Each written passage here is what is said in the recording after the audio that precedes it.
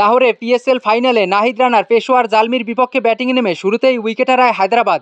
Opener মাস সাদাকাত out ৬ বলে ১১ রানে। দারুণ শুরু করা অধিনায়ক লাবুসেনের বিদায় ১২ বলে ২০ রানে। অ্যারন হার্ডির উইকেট শিকার, তবে সাইম আইয়ুব ও উসমান খান বেশ বিধ্বংসী ব্যাট করে।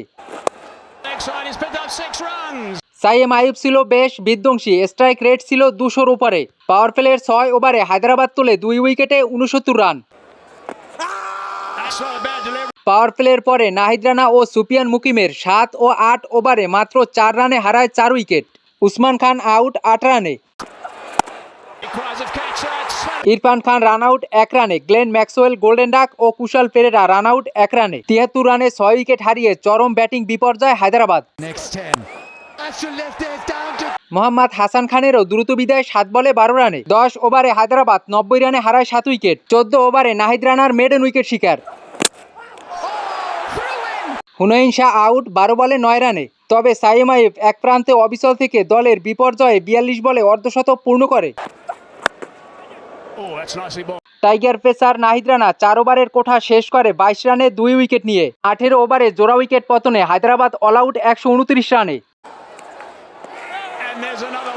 সাইম আইয়ুব ৫০ বলে করে ৫৪ রান ও আকিব জাভেদ করে ৪ বলে ৫ রান। অ্যারন হার্ডি ২৭ রান দিয়ে নেয় ৪ উইকেট।